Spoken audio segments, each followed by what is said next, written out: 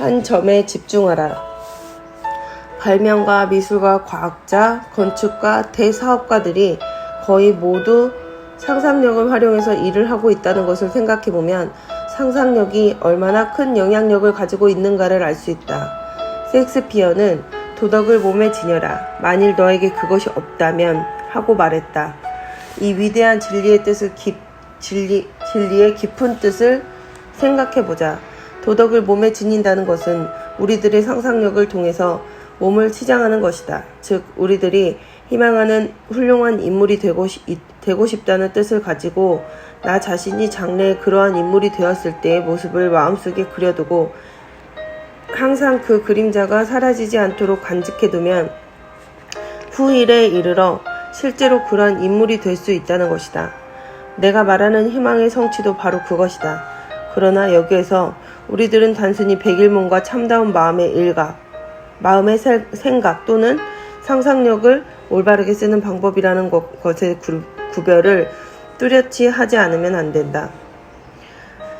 가령 당신이 맨주먹으로 10만 달러의 돈을 벌어보겠다든가 굉장한 저택을 공짜로 내 것으로 만들어 보고 싶다는 마음을 가지고 있다고 하자. 그렇지만 그런 식으로 백일몽이나 막연하게 그렇게 되고 싶다고 생각하고 있는 것만으로는 아무런 소용이 없다. 그 10만 달러의 돈이나 호화스러운 저택을 손에 넣기 위해서는 이런 막연한 생각으로는 당신의 체내의 힘이 용솟음치게 할 수 없다. 우선 상상력을 정확히 활용하여 당신의 그 일에 착수한 다음의 모습을 마음속에 그리면서 끊임없이 그것을 응시할 뿐 아니라 스스로 그 일에 착수하려는 실질적인 계획을 구체적으로 세우지 않으면 손에 넣을 수가 없다. 예컨대 확대경으로 불을 일으키는 경우를 생각해보자. 정확히 초점을 맞추어 태양 광선을 한 지점에 집중시키면 거기에 모인 태양의 열로 목적물의 구멍을 뚫을 수 있다. 열이 높아지고 목적물이 타기 시작하기까지 확대경의 위치가 흔들리지 않도록 조심해야 한다. 이와 같은 우리의 마음속에 계획하는 일이라는 것은 그저 꾹 참고 힘들게 지속해야만 이뤄낼 수 있다. 프랑스의 이 쿠에 의학 박사는 암시는 의지의 힘보다 강하다라고 말했다. 이 암시와 의지가 서로 부딪혀서 싸우는 경우에 언제나 상상 쪽이 이긴다고 설명하고 있다. 예를 들어 고급 담배가 아니면 피우지 않는 버릇이 있는 사람이 그 버릇을 고치고자 결심한다 하자. 이를 악물고 눈을 부릅뜨고 엄숙히 자기의 의지력을 앞장세워서 이 나쁜 버릇을 끊어버리겠다고 장담한다. 그러나 구수한 담배의 맛이 머리에 떠오르자 그는 코에 익은 향기로운 냄새가 자기를 완전히 사로잡고 있음을 어찌할 수 없게 된다. 이처럼 상상력은 의지도 압도할 수 있다는 게 그의 설명이다. 술 먹는 버릇도 이와 유사하다. 프랑스의 철학자 C. 프리에는 일찍이 앞으로 세상의 인류의 두뇌에 의하여 앞으로 세계는 인류의 두뇌에 의하여 성장할 것이다. 즉 세계는 사람의 욕망과 정서를 원동력으로 형성되고 지배되고 지도될 것이다. 라고 했다. 현실은 그의 예언대로 진행되어 가고 있다. 그러나 마음의 힘으로 세계를 이루고 지배하는 인류의 희망은 이제 겨우 첫 발을 내딛게 된 것이나 다름없다. 그러면 인생에 있어서 우리의 진실된 욕구는 무엇인가 하는 문제로 들어가게 된다. 세상에 위대한 욕구를 품은 사람은 극히 드물다. 지금 자기들이 처하고 있는 인생의 위치는 운명의 신이 이와 같이 특별히 마련해 준 것만 믿고 감사히 받아가지고 좀처럼 거기서 빠져나와 성장하려고 하질 않는다. 정신도 육체도 마찬가지이다. 땅 위에 앉은 새를 쏘는 그런 노력이라면 나무 위에 앉은 새도 쏠 수 있다. 그러나 그들은 같은 거리에 있는 새라도 그것이 높은 곳에 앉아있으면 쏘려고 하지 않는다. 흔히들 몽롱하고 막연한 희망을 가질 뿐 어떤 노력도 실천도 해보지 않고 그냥 지나가고 마는 것처럼 말이다. 그러나 생각만으로는 효과가 없다. 원동력이 결핍되어 있기 때문이다. 그러나 진지하게 그 무엇을 희구하고 있는 사람도 적지 않으니 그 사람들은 배후에서 부르짖어주는 위대한 힘에 의해서 움직여지고 있다. 이와 같은 사람들은 자기 목적까지의 길이 탄탄하게 눈앞에 열려 있다. 잠재의식의 힘을 이용하고 있는 사람의 앞에는 장애물이 없다. 잠재의식은 또 사람의 욕구에 자력을 주며 욕구의 목적물을 환히 비추어 줌으로써 현재의식에 보내주기도 한다. 우리가 사고와 상상력을 부단히 집중시킨다면 그 목적물을 눈앞으로 이끌어올 수가 있다. 이것은 결코 이론상의 추리가 아니다. 누구나가 납득할 수 있도록 증명할 근거가 있다. 그 원동력이 자력 에너지인지 전기 에너지인지는 확실치가 않다. 인류가 아직 그것을 똑똑히 지적해낼 수 없다고 하더라도 사고의 인력이 있는 것은 명백한 사실로서 그 현상은 우리들 일상생활에서 항상 볼 수 있다. 사고력의 주변은 마치 전자장과도 같다. 우리는 전기의 원체가 무엇인지 아직 모른다. 물질적인 의미로서는 온갖 에너지를 발생시키는 연장을 써서 발전시킬 수 있다는 것만 알려져 있다. 전기 스위치를 넣는다든가 끊는다든가 해서 비로소 전기가 통하는 줄 알 뿐이다. 보통 사람은 오랫동안 정신을 한 곳에 집중시키기가 어렵다. 뿐만 아니라 마음속에 그려놓은 영상조차 오래 간직하기 어렵다. 여러분도 자기의 과거를 회상해보라. 사념, 고찰, 공상 같은 것이 놀라울 만큼 빈번히 마음에 드나든다. 그 때문에 늘 동요하고 있음을 우리들은 잘 기억하고 있을 것이다. 우리는 부단히 읽고 보고 듣는 것에 영향을 받는다. 이와 같이 창조력 속에는 여러 가지 사물이 복잡하게 뒤섞여 있으므로 자기가 바라고 있는 것에 대하여 똑똑한 그리고 장래성 있는 영상을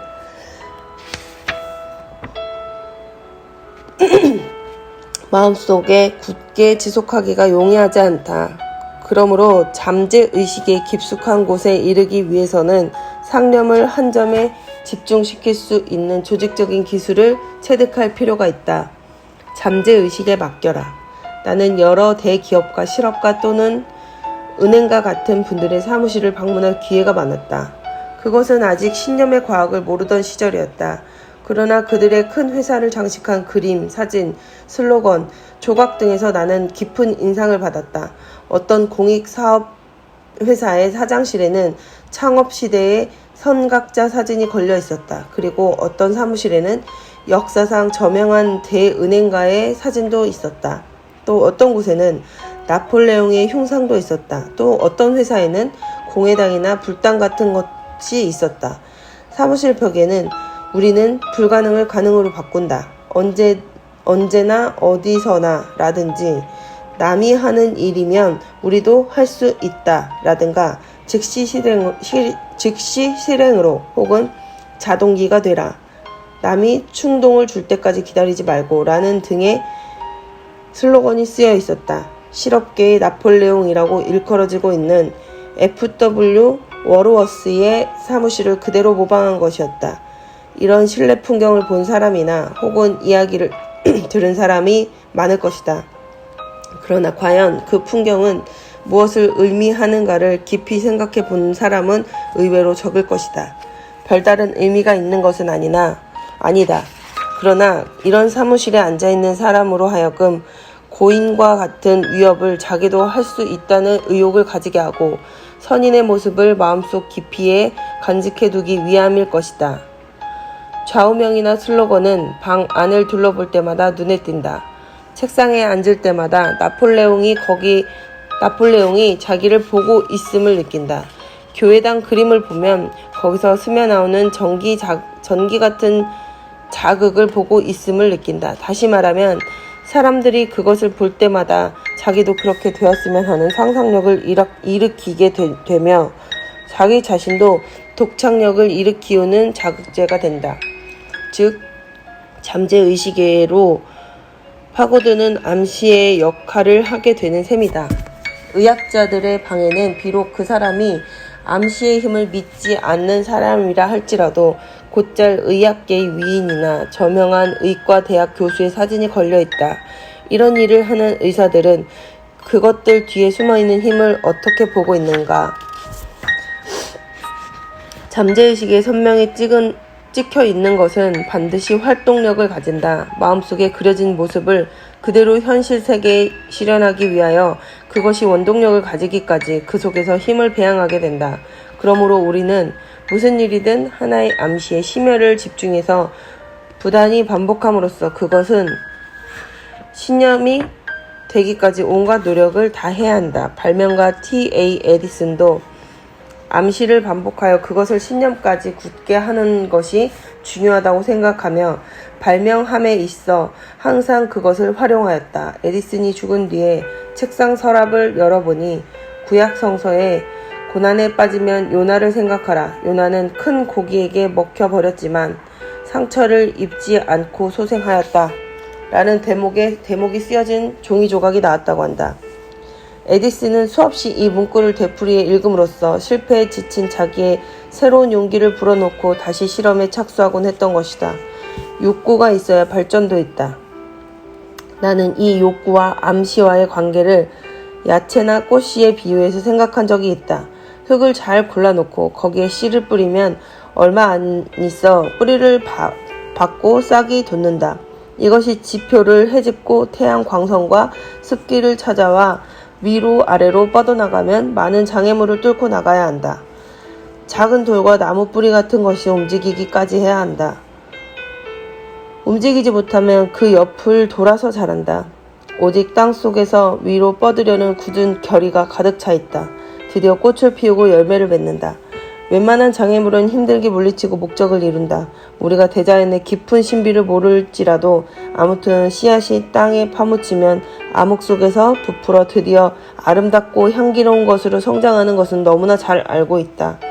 만일 사람이 조금만 더 손길을 아끼지 않고 햇빛과 물을 준다면 그것은 완전한 것으로 자라난다. 그리고 자라나는 것은 순수한 것이건 잡종이건 언제나 반드시 그 씨앗의 종류대로 성장하지 결코 다른 종류로 변하지는 않는다. 당신이 잠재의식에 주는 암시도 꼭 이와 마찬가지이다.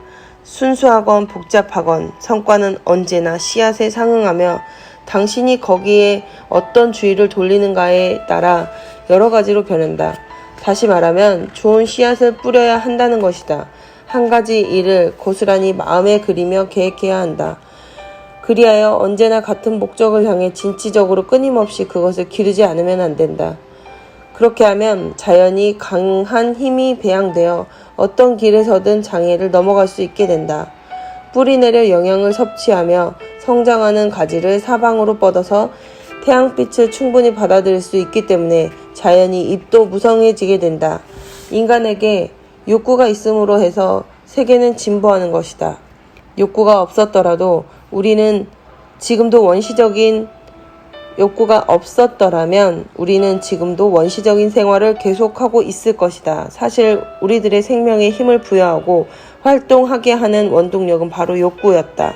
우리 주위를 살펴보면 어느 것에서든지 그것을 발견할 수 있다. 즉 동물계에서나 식물계에서나 그리고 인류의 어떠한 행동이나 사업에서도 이를 발견할 수 있다. 굶주리면 먹을 것을 바라는 욕구가 생긴다. 가난하면 재산을 요구하게 되며 추우면 따뜻한 곳을 찾으며 그리고 부자연스러우면 자유를 그리워하는 욕구가 생기게 된다. 욕구는 인류의 모든 행위를 시작하게 하는 원동력이다. 욕구 없이는 우리에게 진보가 없다. 욕구가 강하게 첨예화되면 될수록 그 욕구를 이루는 속도가 빨라진다. 교육을 받지 못한 땅파는 인부와 세련된 신사, 사원과 중역, 실패자와 성공자 이렇게 거리가 생기는 데는 원인이 있다. 그러므로 당신은 우선 욕구를 가져야 한다. 그리고 당신의 마음속에 그려진 모습은 드디어 현실화된다는 불가사의한 신념이야말로 바로 그 꿈을 이루는 밑바탕이 된다. 이것을 잊어버려서는 안 된다. 이 기술을 습득하면 당신은 잠재의식의 영사막 위에 자기가 욕구하는 모습을 선명히 비춰낼 수 있게 된다. 그것을 방해하는 사상이나 그것을 막는 생각이나 혹은 공포나 의혹이 끼어들 여지를 주지 않도록 당신의 잠재의식에 여러 가지 잡념이 들어오지 못하게 하는 기술을 배우지 않으면 안 된다.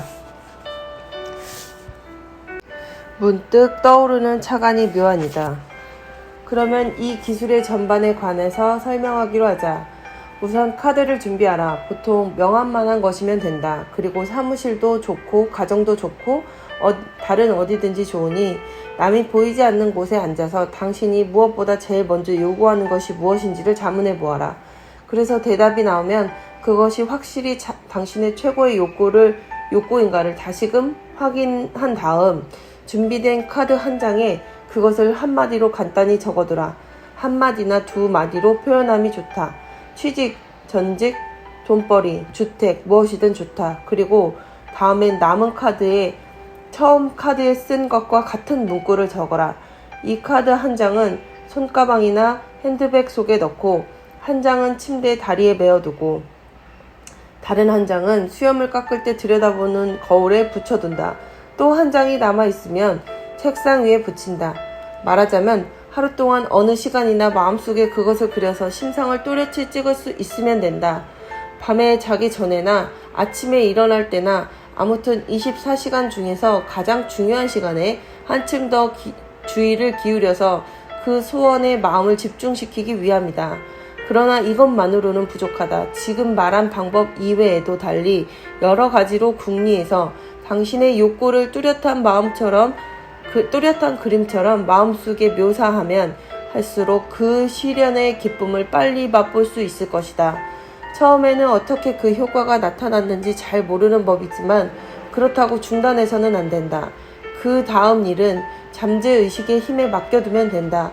잠재의식은 자기 성능대로 일을 해도 생각지도 않은 때와 장소에서 그 효과를 나타내기 위한 문호를 열고 길을 닦아줄 것이다. 뜻하지 않은 곳에서 귀인이 나타나기도 하고 좋은 묘안이 문득 머리에 떠오르기도 한다.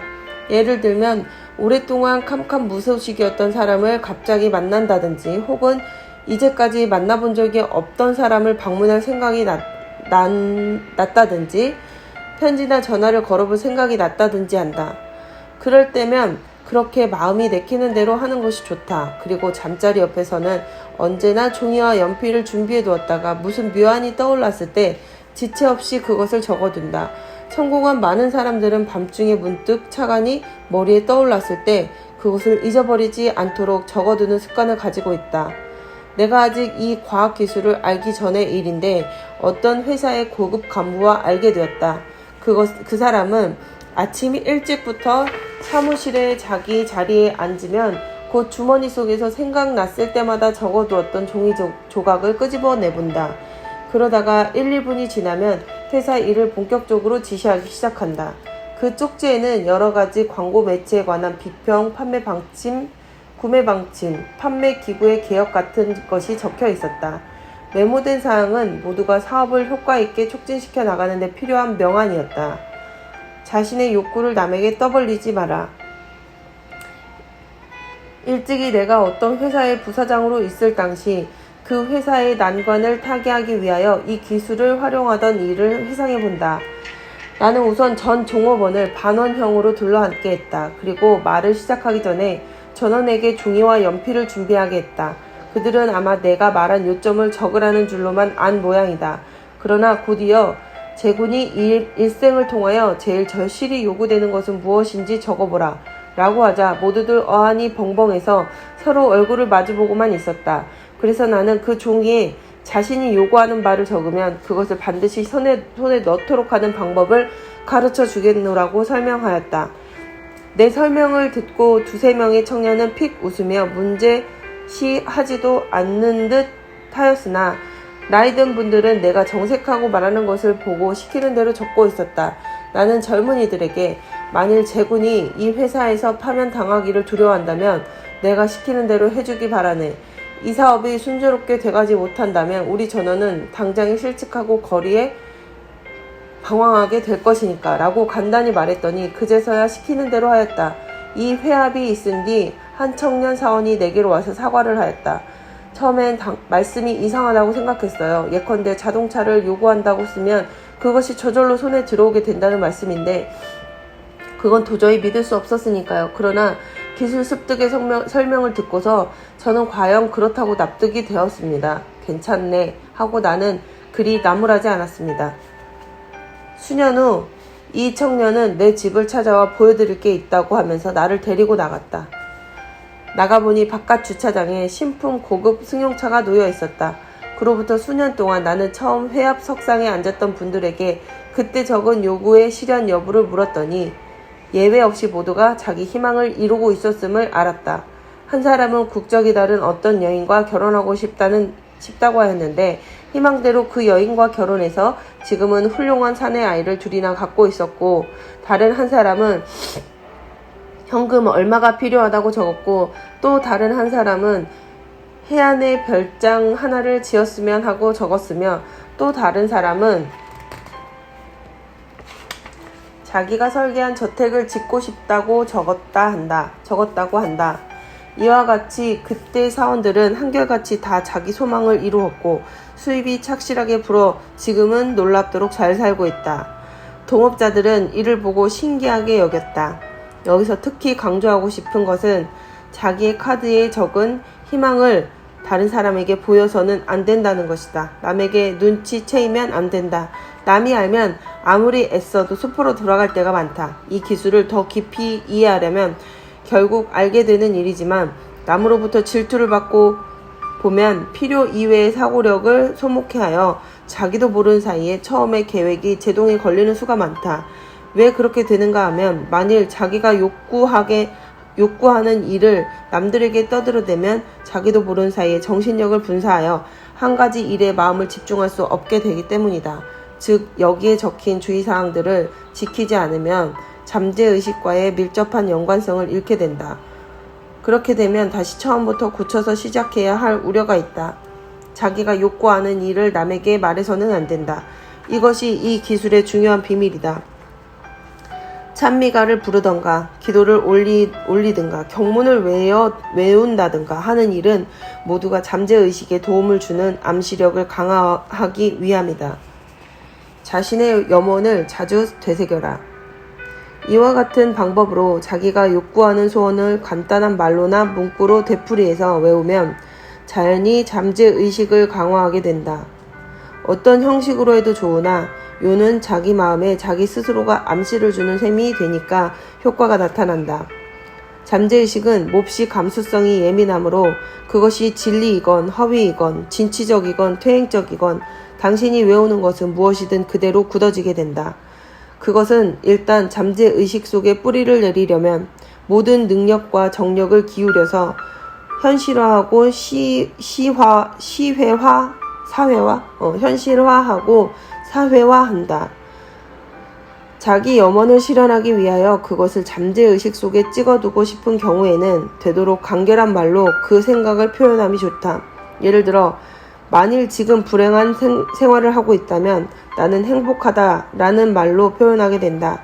이런 경우에는 카드도 필요치 않다. 오직 자기 자신에게 20번이든 30번이든 이 말을 되풀이하면 된다. 나는 강하다. 나는 행복하다. 내게는 남을 설득할 힘이 있다. 나는 친절하다. 모든 것이 좋다. 이와 같이 간단하고 건설적인 말을 되풀이하고 있으면 어느새 자기 마음은 좋은 방향으로 돌아가게 된다. 그러나 그 효과를 오랫동안 존속시키기 위해서는 자기가 욕구하는 일이 현실화되기까지 끊임없이 이러한 적극적인 말을 되풀이하지 않으면 안 된다. 확고한 목표를 가지고 있는 사람이나 확고한 욕구를 마음속에 그려둔 사람이나 항상 이상을 눈앞에 명확히 그리고 있는 사람은 그것을 수시로 반복하고 있는 동안 자연히 잠재의식 속에 깊이 뿌리를 내릴 수 있기 때문에 최소한의 시간과 노력으로 목적을 달성할 수 있다는 것이다. 그러므로 밤낮을 통하여 한 가지 일에만 정신을 기울여야 한다. 그래야만 당신의 염원은 차츰 현실로 나타나기 시작한다. 모든 능력을 한 가지 일에만 집중하게 되면 그것이 차츰 실현되어 가는 것은 너무나 당연한 일이다. 예를 들면 지금보다 더 좋은 일자리를 원한다든가 더 좋은 지위를 원한다고 하면 카드만을 사용할 것이 아니라 자기 자신에게 반드시 그 일이나 지위를 얻을 수 있다라고 항상 심어주어야 한다. 이 기술을 염두에 두고 반복하는 한 반드시 그 모습이 마음속에 환상으로 찍혀진다. 자기가 염원하고 있는 일이 자주 되풀이한다는 것은 암시를 깊이 잠재의식 속에 심어주는 방법이다. 그것은 못을 박는 일과 같다. 못을 망치로 처음 한 번 때리는 것은 그 못을 나무 위에 적당히 세우기 위한 행위이다. 그러나 계속해서 힘차게 쳐야만 그 못은 끝까지 깊이 박히게 된다. 어떤 일이든 반복하는 데서 큰 힘이 생긴다. 그 신뢰로서 히랍의 옛 이야기에 미로란 장사와 그의 소 이야기가 있다. 미로는 송아지를 매일같이 번쩍 들어올리는 일과를 하고 있었는데 점점 송아지가 황소로 성장하게 되자 비로소 자기도 모른 사이에 황소를 번쩍 드는 장사가 되어 있다는 것이다. 신념과 회의를 한 그릇에 담을 수는 없다. 형체가 있는 물건에서 예를 들어 설명하면 더욱 알기 쉽다. 즉, 두 가지 것은 동시에 같은 공간을 차지할 수 없다. 말하자면 한 마리의 쌀과 한 마리의 보리를 한 말들이 독에 동시에 부어 놓을 수는 없다. 이 독과 마찬가지로 당신의 마음도 하나의 공간이라고 생각할 수 있다. 당신의 마음속에 만일 적극적인 생각이나 힘있는 창조적 생각으로 가득 차 있다면 동시에 어떤 소극적인 생각이나 의심을 품고자 해도 되지 않을 것이다. 그리고 마음은 문이 하나밖에 없는 방과 같은 것이며 그 문을 여는 열쇠는 당신만이 가지고 있다고 생각할 수 있다. 그러므로 이 문을 열고 무엇을 그 속에 넣을 것인가를 결정하는 것은 당신만이 가지고 있는 권한이라고 할 수 있다. 당신의 마음속에 적극적으로 생각하는 당신의 마음속이 적극적인 생각으로 가득 차 있는가, 소극적인 생각으로 가득 차 있는가 하는 것은 당신이 그 문을 여는 태도 여하에 달려있다. 잠재의식은 이때 마음속에 들어온 가장 강력한 사고에 굴복하여 반응을 일으키게 된다. 그리고 당신의 마음은 맑은 물이 가득 담겨진 물통이라고 할 수 있다. 물통에 무슨 물건을 넣자면 그 물건의 용적만큼 물을 비워야 한다.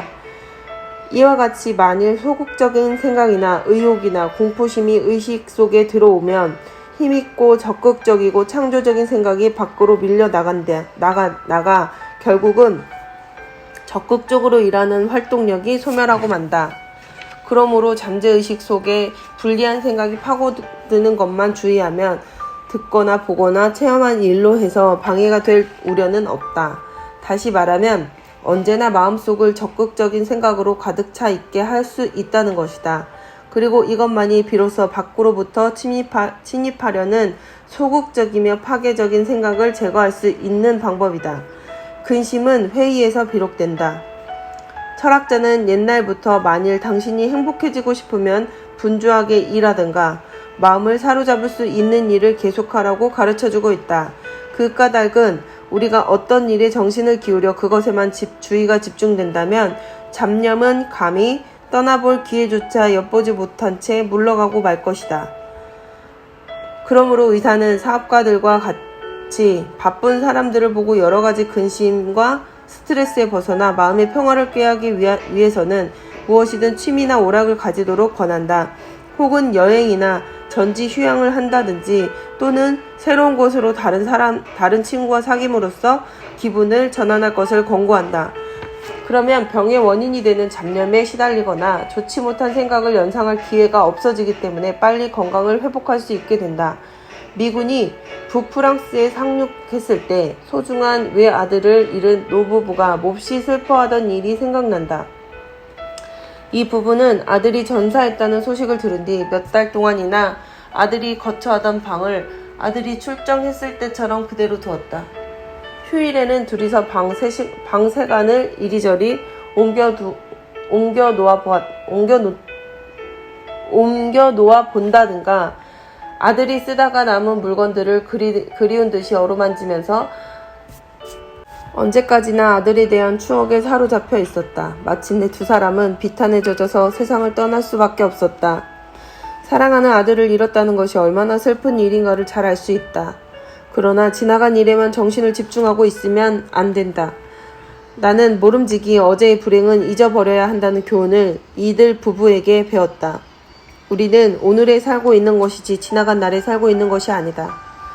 되풀이하는 것이 중요하다. 그러므로 평상시에 소중히 간직하고 있는 염원을 현실적인 것으로 하느냐 못하느냐 오로지 자기 노력 여하에 의해서 결정된다.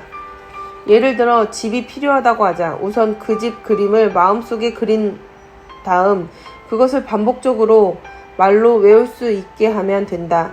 저 새 집을 산다. 저 새 집을 산다. 라고 해도 좋다.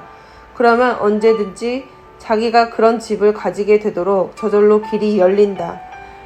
만일 당신이 세일즈맨인데 어떻게 해서든지 매상고를 올리려고 생각한다면 앞에서 말한 바와 같은 방법을 사용하여 계속 매상고를 올리자고 자신에게 일러주어야 한다. 어쩌면 푸념을 외우라고 하는 것처럼 생각될지도 모르지만 갈망하는 것은 대개로 실현된다. 그러므로 매상고를 올릴 수 있다는 신념을 가지고 노력하면 반드시 실현된다. 마치 형체 없는 응원자가 뒤에서 자기를 조력해주는 격이다. 이와 같은 대망을 가지면 그것이 무엇이든 간에 되지 않을 일이 거의 없다. 어떤 보험회사 사원이 이 기술을 습득하여 1년 내에 200%나 더 많은 계약고를 올린 예가 있다. 어느 날 이 사람은 나를 찾아와서 주임이 제게 B씨란 분을 찾아가서 계약을 맺기까지 회사에 돌아오지 말라고 하였습니다. B씨란 분은 마치 참나무 장작처럼 딱딱한 사람이라 좀처럼 말을 듣지 않는 사람입니다.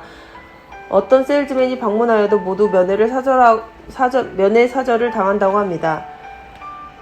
하물며 보험 설계사 따위는 문턱에도 가보지 못했다고 합니다. 그러나 나는 어떠한 방법으로든 그 사람을 화재보험에서 손해보험에 이르기까지 모두 가입시켜야 한다고 결심했습니다. 이분은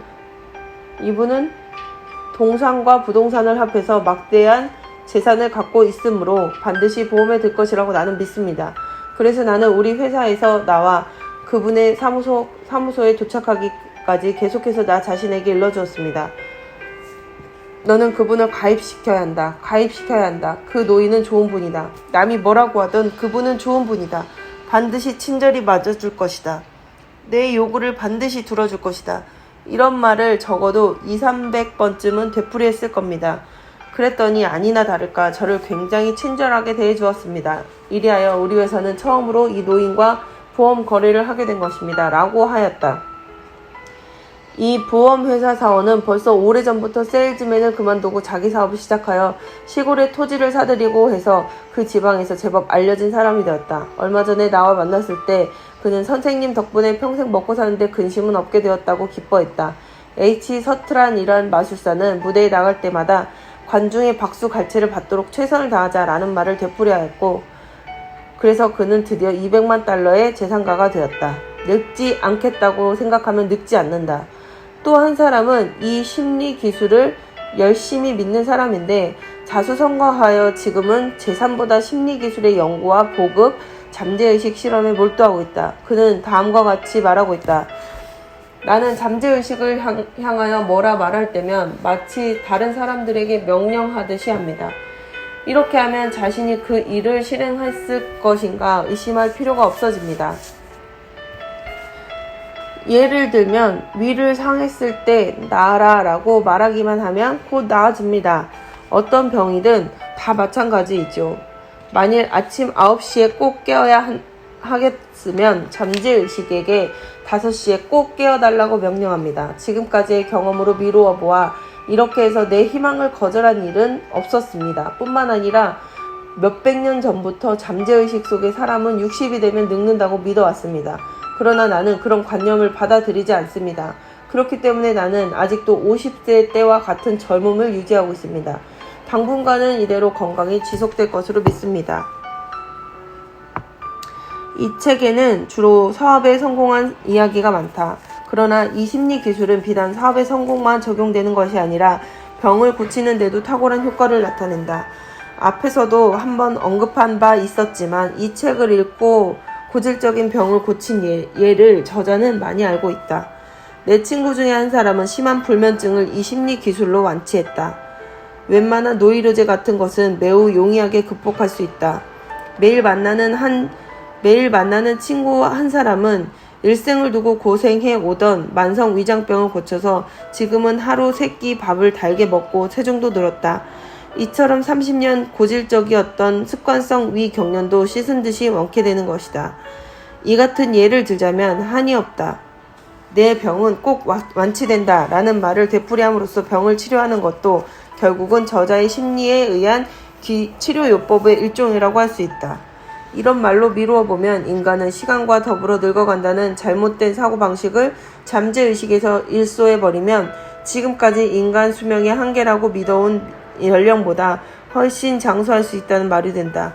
이것은 최근 20년간 세계 선진 국가의 평균 수명이 10년 이상이나 길어진 사실을 보더라도 짐작할 수 있다.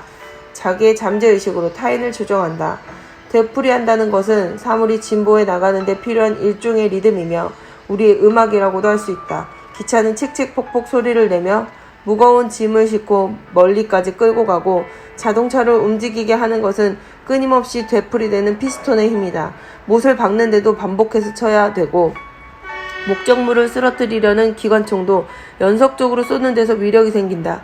이처럼 반복함으로써 끊임없이 힘이 생기고 그것이 모든 장애물을 제거하여 목적을 이루게 한다.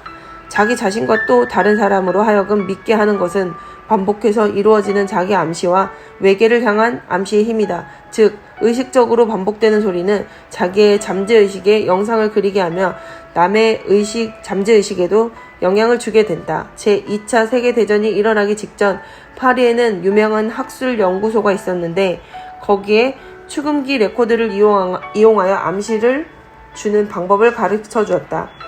그것도 역시 반복해서 같은 레코드를 걸어두도록 되어 있었다. 암시를 듣고 싶은 사람은 우선 자기가 요구하는 레코드를 선택한다. 예컨대 자기는 건강하다든가 이 난관을 돌파할 수 있다든가 다른 방향으로 구원을 받을 수 있다든가 이런 말을 반복하여 듣는 것이다.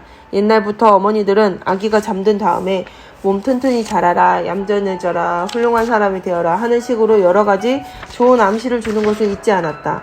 사람들은 자신과 다른 의견을 가진 사람의 영향을 받아서 자기가 생각이나 신념에 혼란을 일으킬 수도 있고 좌절할 수도 있다. 이런 이유로 실패하는 세일즈맨은 의외로 많다. 예를 들면 손님이 이러이러한 이유로 사지 않겠노라고 하면 그 말을 믿고 그것을 암시로 자기 마음속에 깊이 받아들이는 것이다. 상대방의 소극적인 의사를 장기간에 걸쳐 듣게 된다면 상당히 견고한 신념을 가진 자라도 그 영향을 받아 드디어 패망하지 않을 수 없게 된다. 그렇기 때문에 이러한 소극적 사고 방식을 가진 상대방에 대항해서 초인적 노력을 기울여 항거를 하려는 사람도 있다. 그러나 상대의 암시에 걸리지 않도록 예방하는 힘은 그러한 노력이나 의지력보다 자기 마음가짐에 달려있다는 것을 모르는 사람이 많다. 그러나 그것을 알고 있든 모르고 있던 간에 우리는 마치 암시의 포로가 되어 최면술에 걸린 상태에 놓여 있을 때가 많다. 쉬운 예를 들자면 일정한 복장을 입고 일정한 유행을 따르고 있는 것은 그러한 복장의 유행을 따르는 것이 옳은 일인 것처럼 평소에 주위에서 암시받고 있었기 때문이다. 주택이나 교회나 사무소나 자동차나 버스나 기차에 이르기까지 몇 년 동안 같은 형태가 계속되고 있다. 누군가 낡은 관습을 버리고 획기적인 새로운 형태를 고안해내면 그 사람은 마치 미친 사람같이 취급된다. 세밀히 고찰해보면 인류의 모든 일은 대중적인 최면술에 걸려서 움직인다고 할 수 있다. 실천 없는 신념은 죽은 신념이다. 내가 오랜 기간을 걸쳐서 한 관찰에 의하면 내가 말하는 과학기술을 의식하고 있는 사람은 무서운 정력을 가진 사람이며 발동기와 같은 인간들이라고 할 수 있다. 이 사람들은 상상력을 살리고 굳은 신앙과 신념을 가졌을 뿐만 아니라 행동면에서도 이른바 실행력의 활동가들이다. 여기서 특히 강조하고 싶은 것은 행위로 옮기지 못하는 신념은 죽은 신념이다 라는 진리이다. 사실상 이 지구상에서 오직 한 가지 강한 신념만으로 많은 위대한 일을 해내고 있는 사람이 있다. 이와 같은 사람들은 자기 사무소의 틀에 박혀 인간관계를 비롯한 모든 사물을 거의 혼자 힘으로 처리해내고 있다. 그리고 대체로 이 물질적인 세상에서는 행동력 있는 사람이 세상을 지배하는 법이다. 즉 실천이 따르지 않는 신념은 죽은 신념이나 다름없다. 형 이상하게 이론가나 유사 종교의 교주들은 그 자리에 가만히 앉아서 사람들이 자기들에게 모여들기를 기다리고 있으나 그러한 욕구를 현실을 달성하려면 그 모습을 마음속에 그려가지고 자기의 신념을 밖으로 방사하지 않으면 안 된다. 그와 동시에 그 사고나 심상은 형체가 확실하고 흔들려 움직이지 않는 것이라야 한다. 그리고 그렇게 되기까지는 비상한 숙련과 정신의 집중이 필요하다. 이것이 되면 그 기록에 적혀 있는 것처럼 이상한 현상이 일어난다. 사고력이 아직 숙련되지 않은 사람들은 노력과 정력을 기울여서 명령하는 대로 스스로 외계와 접촉을 시도해야 한다. 미국 대통령이었던 F.D. 루즈벨트는 잠재의식에 의존하여 부단히 암시를 반복하면 그대로 실현된다고 믿는 사람 중에 하나였다. 그렇기 때문에 절대로 뒤를 보지 않고 앞만 보았다. 어제의 일은 전혀 무의미한 것으로서 마치 덮어놓은 서적과도 같다고 생각했다. 소아마비를 앓고 난 뒤 어떻게 해서든지 목발을 짚지 않고 지팡이의 의지에 걸어보려고 결심했을 때 그의 측근자들도 다시금 걸을 수 있도록 기원하는 의미에서 지팡이를 기증하였다. 루즈벨트는 대통령은 매우 기뻐하며 밤새도록 단장에 의지한 채 루즈벨트 너는 꼭 걷게 된다 라고 되풀이하였다. 이 말은 그 장소에 있었던 사람의 입에서 나온 현실이다. 그는 믿는다는 위력을 잘 알고 있었다. 어떤 의사가 소아마비 경험자이며 그에게 체험적 투병법을 질문했을 때 그는 조용히 운동하며 마사지를 하고 일광욕을 해야 합니다. 그러나 그것보다 더 기묘한 요법은 환자 자신이 결국 이 병은 낫는다고 믿는 신념이죠. 라고 대답했다. 이것은 결국 내가 말하는 믿는다는 것의 마력을 실질적으로 증명해주는 무엇보다 좋은 신뢰였다. 반복해서 암시를 준다는 것은 신념을 구축하는 데 있어서 초석이 된다.